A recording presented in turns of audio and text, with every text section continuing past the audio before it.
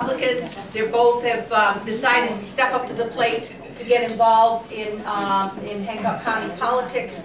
It's Hancock County actually / Washington County, and we know what a dismal failure the existing district attorney had been, and I'm not even involved in the court system itself, but I read the papers, and I can see that there have been a lot of issues that our present district attorney has not been able to handle. And it was my understanding that she had so much experience and had been there for such a long time that she was ready to step into that position.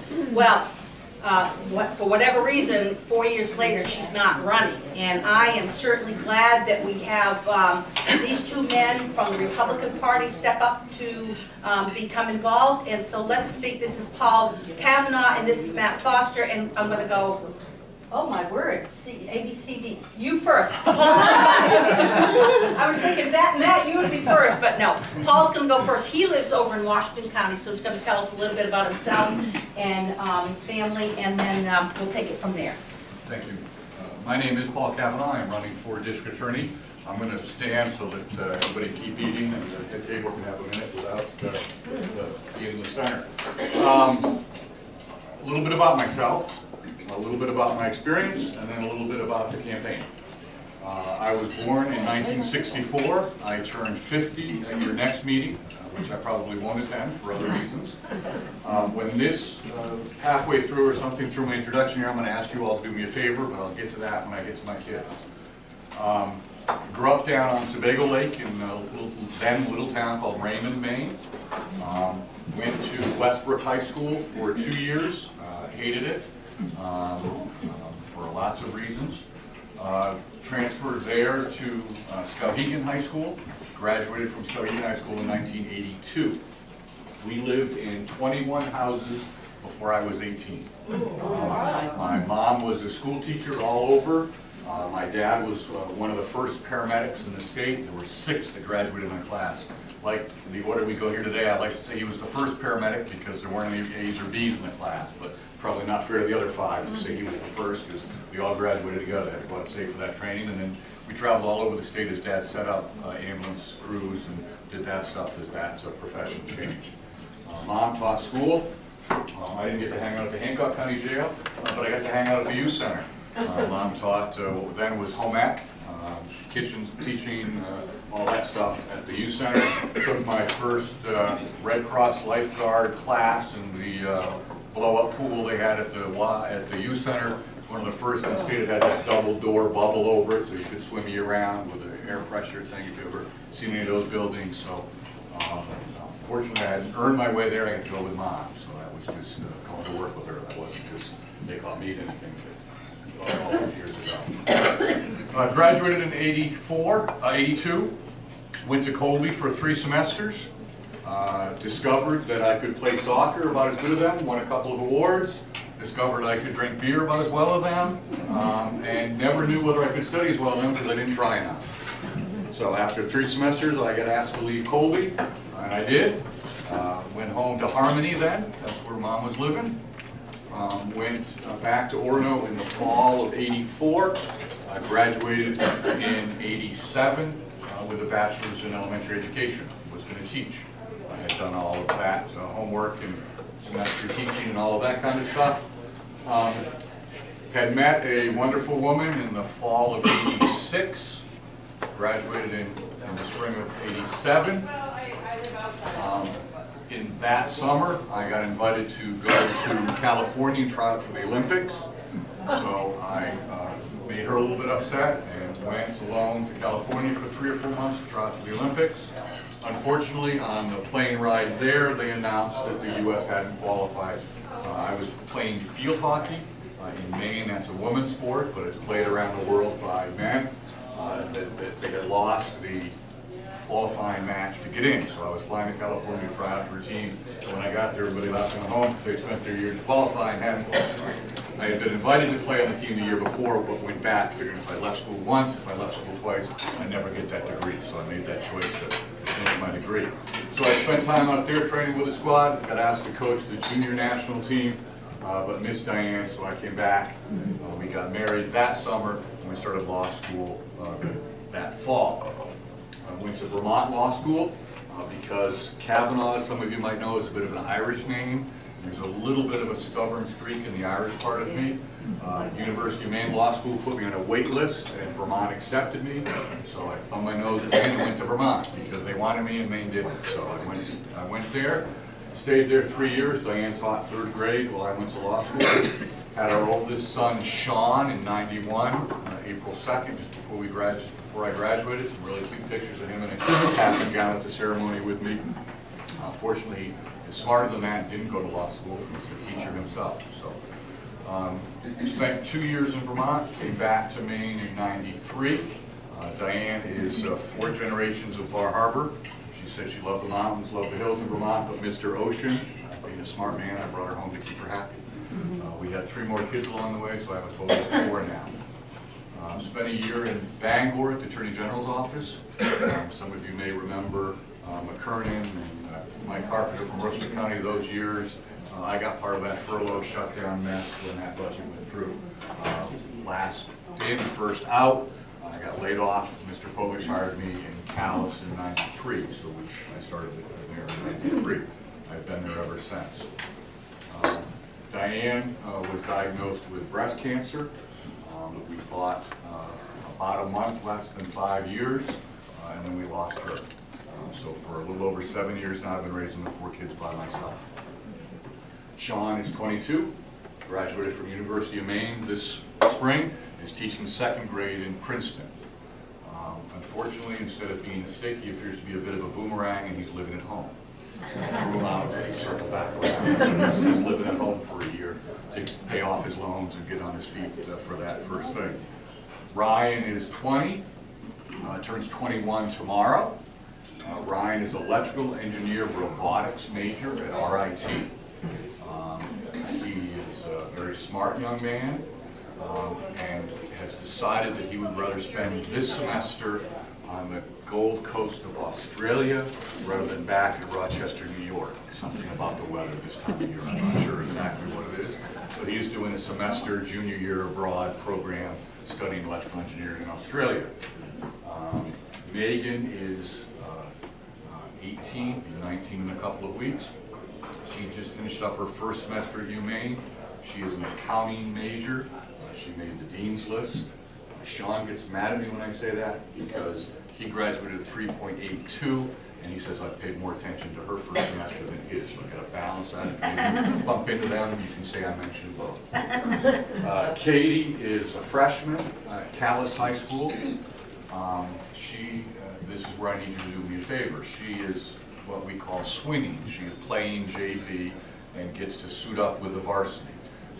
Calais won last night by 20-something points. If you got to play that 40 seconds at the end of the game when they put in all those kids.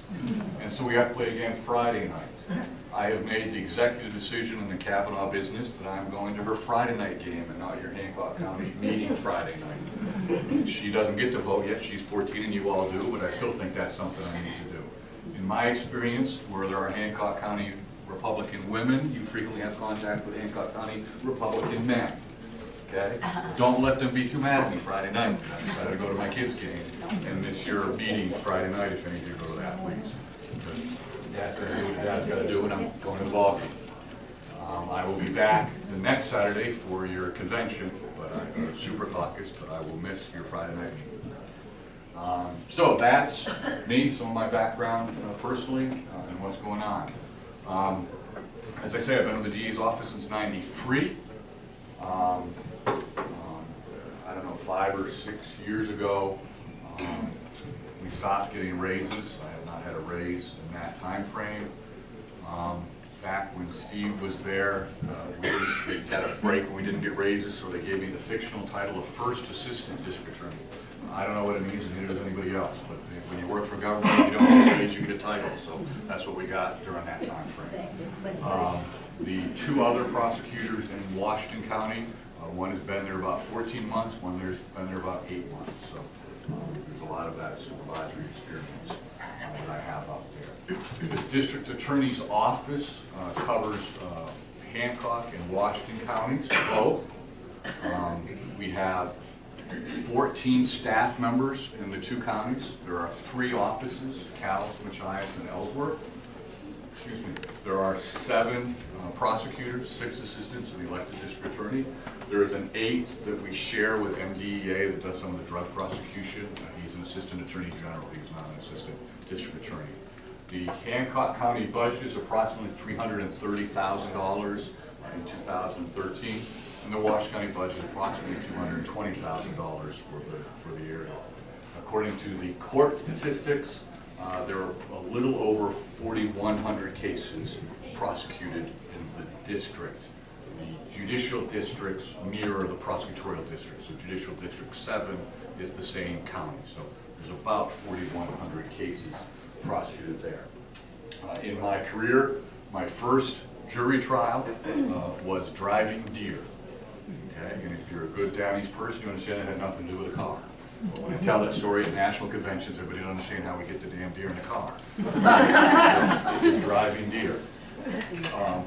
If you pick up the paper last week, I just finished a couple of major sex crimes. That's been my specialty the last few years. I do all of the sexual assaults in Washington County, all the child abuse in Washington County, and for most of my career have done most of the domestic violence in Washington County. I've recently reassigned that to one of these other fellows to start getting him that experience, because you need help. One person can't carry that load. I have been recognized by the Maine Warden Service. I got the Colonel's Award for prosecuting fish and game violations. By the State Humane Agency of the animal abuse cases, recognized me. The End Domestic Violence Coalition, I must apologize to them, they all have long alphabet names. I don't remember all the alphabets in the right order sometimes, but the Coalition to End Domestic Violence has recognized me for my work in domestic violence prosecution.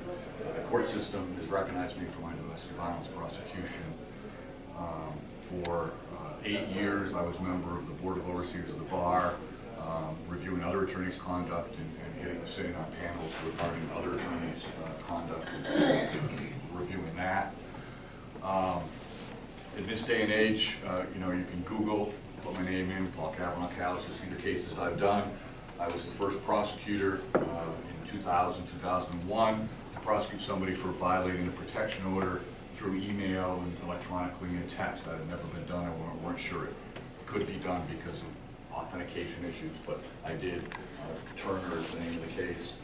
I prosecuted the first case in the state where the police used a canine to track a suspect.